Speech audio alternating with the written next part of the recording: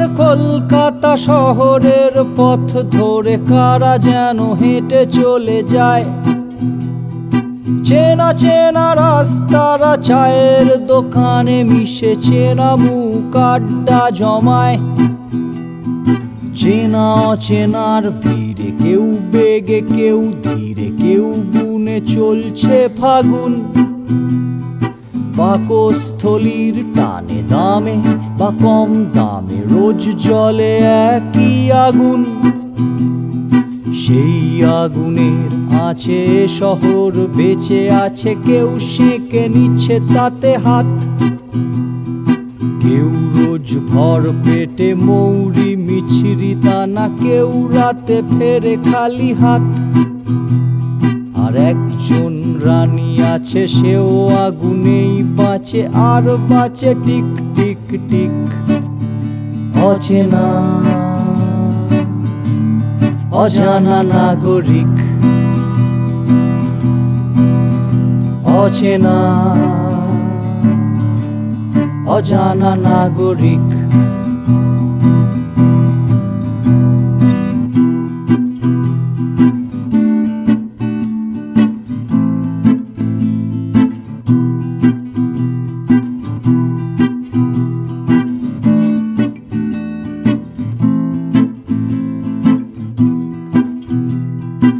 এই বন্দরে কত ঘুরছে প্রহরী, কুলিয়ায় ব্যয় হচ্ছে হিসেব। আছে সরকারি খাতা কিছু, আয়কর মাথা পিছু কিছু মজুরের আক্ষেপ। কিছু মাল বাদ আছে, কিছু মালে খাদ। গুঁড়ো খরগোশ দৌড়ে বেড়ায়। হাইল্যান্ড ক্রিম আর ফরাসি মেলানকলি অলি গলি ফয়েল হাতড়ায়। কিছু মাল বাদ আছে, কিছু মালে খাদ। গুঁড়ো খরগোশ দৌড়ে বেড়ায়। হাইল্যান্ড ক্রিম আর ফরাসি মেলানকলি অলি গলি ফয়েল হাতড়ায়। কত মরফিয়া গলে চলে, রেলগাড়ি ছুটে চলে, ট্যাক্সিও পেয়ে যায় ঠিক। অচেনা অজানা নাগরিক, অচেনা অজানা নাগরিক, অচেনা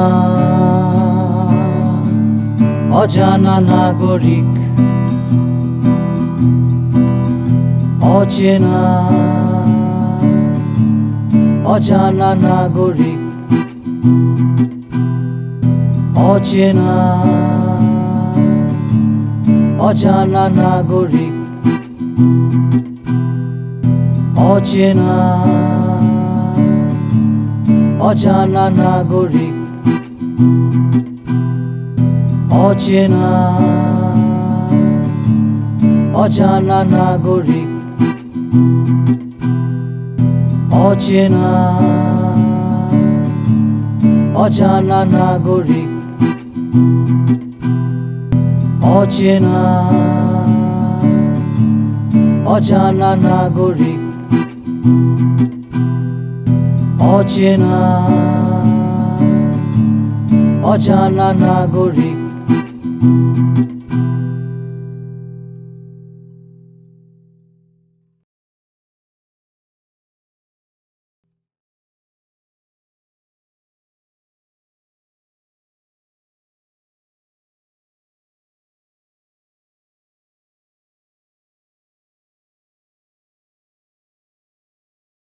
আপনার স্কুল জীবনের গল্পগুলি একটু বলুন। আমি আগে অশ্বিনীপল্লী স্কুলে পড়তাম বারাসতে। তখন অশ্বিনীপল্লী স্কুলে পড়ে মাধ্যমিক পাস আউট হয়ে যাওয়ার পরে, মাধ্যমিক পাস আউট সম্ভবত 1987 মনে পড়ছে না, 1990 আমি সেকেন্ডারি দিয়েছি মধ্যমগ্রাম বয়েজ স্কুল থেকে, স্টেশনের পাশে মধ্যমগ্রাম বয়েজ স্কুল।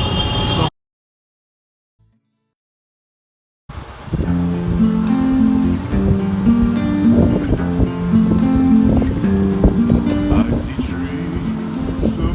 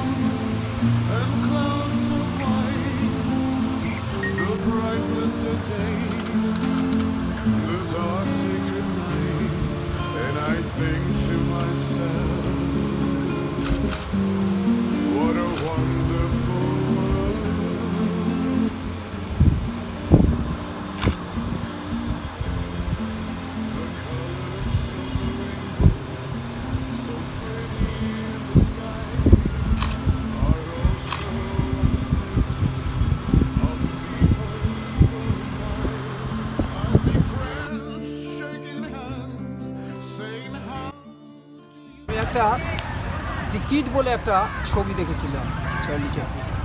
সেই দেখার পরে আমি দেখেছি যে চার্লি চ্যাপলিনের যেরকম অভিনয় করে, আমিও আমাদের বন্ধুবান্ধব সবাই ফুটবল খেলতো, আমি ফাঁকা মাঠে চ্যাপলিনের অভিনয় করতাম, কেমন করে হাঁটে, কেমন করে তার বডি ল্যাঙ্গুয়েজ কী, বডি ল্যাঙ্গুয়েজটা আমি অনুকরণ করতাম। অনুকরণ করতে করতে কোনো একটা জন্মদিনের অনুষ্ঠানে আমি চার্লি চ্যাপলিন সেজে আমি বিভিন্ন প্রোগ্রাম করতাম। কারণ একটা আমার সঙ্গে সঙ্গে একটা ম্যাজিক একটা আইটেম আছে আমার, যেটা বাচ্চাদের কাছে আরও কাছে নিয়ে যেতে পারে। তার জন্য আমি চার্লি চ্যাপলিন সেজে ম্যাজিক দেখাতাম এবং ভীষণভাবে রেসপন্স পেতাম, বিশেষ করে বাচ্চাদের। কারণ বাচ্চাদের নিয়ে বসার সময়, বাচ্চাদের নিয়ে খেলা করার সময় বা বাচ্চাদের নিয়ে কোনো কিছু শেয়ার করার সময় মানুষের কিন্তু আস্তে আস্তে কমে যাচ্ছে। সুতরাং বাচ্চাদের মন কিন্তু শিশু মন, আপনি জানবেন আস্তে আস্তে শিশু মনটা কিন্তু নষ্ট হয়ে যাচ্ছে। জঙ্গল যেরকম আস্তে আস্তে কাটতে কাটতে নষ্ট হয়ে যাচ্ছে, শিশু মনটাও কিন্তু আস্তে আস্তে নষ্ট হয়ে যাচ্ছে। তার কারণ বাবা মারা এত বেশি ব্যস্ত থাকছে যে ছোটোদের সময় দেওয়ার একদমই সময় পাচ্ছে না। আমি ঠিক সেই জায়গাটায় থেকে বাবা মারা যেখান থেকে শেষ করে, আমি কিন্তু গৌতম অধিকারী, আমি ঠিক সেইখান থেকে শুরু করি। আমি কোনো ছোট বাচ্চা বা কোনো কিছু থাকলে তাদের সঙ্গে আমি ম্যাজিক দেখাই, তাদের মধ্যে আমি পাপেট শো করি, তাদের মধ্যে তাদের নিয়ে আমি বিভিন্ন চার্লি চ্যাপলিনের স্টাইলে অনেক বেশি ফান করি। তার কারণ হচ্ছে আমি শুধু না, ভালো ভালো চিকিৎসকরা বলেছেন এটা, যে লাভটা ইজ দ্য বেস্ট মেডিসিন। আপনি হাসবেন, আপনার 18টা ইন্দ্রিয় সচল হবে, আপনি হাসবেন, আপনার দুরারোগ্য ব্যাধি কিন্তু কমে যাবে। এবং যতটা পারবেন মানুষের সঙ্গে হাসতে হাসতে যখনই আপনি হাসবেন, প্রত্যেকটা আপনার প্রত্যেকটা গ্রন্থি, প্রত্যেকটা গ্ল্যান্ড আপনার খুব সচল থাকবে। আর একটা যেটা বলবো সেটা হচ্ছে, কখনো কোনো সময় আপনি যদি অভিনয় করেন, যদি ম্যাজিক দেখান, কখনো শর্টকাট রুট যাবেন না। এটা কিন্তু বাস ট্রাম না, এটা হচ্ছে অভিনয়। এটা যত লং রুট যাবেন তত আপনি ফিডব্যাক পাবেন। আপনি লং রুট যত যাবেন আপনার জানার ইচ্ছাটা তত বেড়ে যাবে। আর যত পারবেন গুণী মানুষের সঙ্গে মিশবেন। গুণী মানুষের সঙ্গে মিশলে কী হবে, গুণটাও কিন্তু আপনার মধ্যে কিন্তু অ্যাডাপ্ট করবে। সুতরাং যতটা পারবেন সবসময় হাসিতে থাকবেন, যতটা পারবেন খুশিতে থাকবেন, যতটা পারবেন পরিমিত আহার করবেন আর রোগ ত্যাগ করবেন।